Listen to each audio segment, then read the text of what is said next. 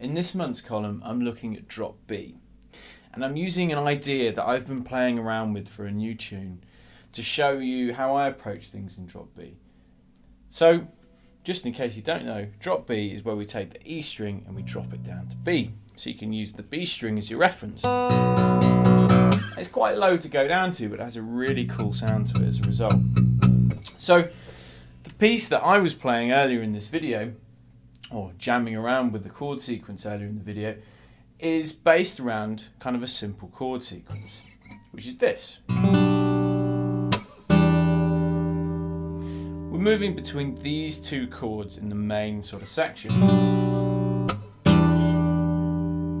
So first of all, we're using that drop B, that drop open B, and then I've got a finger on the 4th fret on the D, and my first finger on the 3rd fret on the B. And then I'm releasing my 2nd finger, and then I'm fretting on the drop B on the 5th fret.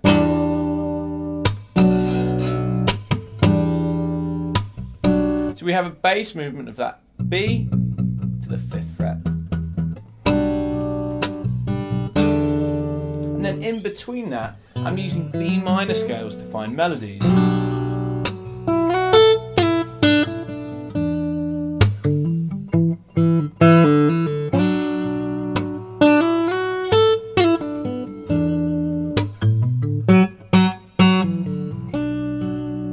So a B minor shape is right here, which is really convenient for your playing, and obviously you can move up to this B minor shape up here as well. Now I've tabbed up those scale shapes for you to use, but just to very quickly show you, I'm working on 2, 4, 5 on the A and the D, and then 2 and 4 on the G, then 2, 3 and 5 on the B, 2, 3 and 5 on the E as well, and there's further scale shapes in the tablature as well that you can check out.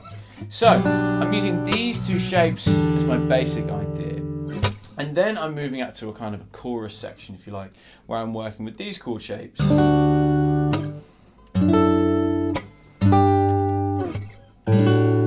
that just gives a nice break from that really dark sort of droning sort of groove that I was playing at the beginning.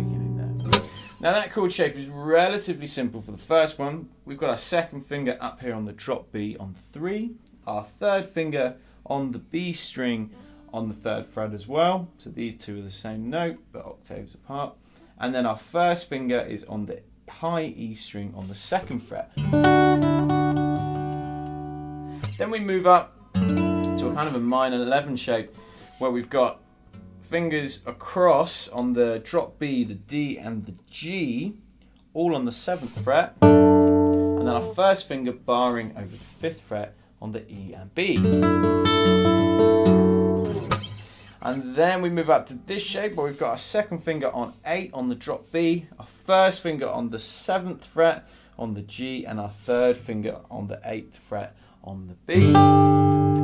And then finally we conclude with this kind of power chord like shape. We've got an open A in the bass, we've got a 1st finger on the 5th fret on the D, 3rd finger on the 7th fret on the G, and a little finger on the 7th fret on the B.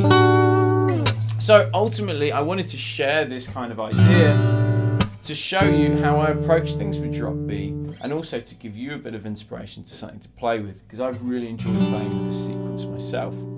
So the key for me is taking this sequence and then using the scales in between. We've got that low drop B to always refer to, so we've got an almost percussive sound underneath, especially when we palm mute it.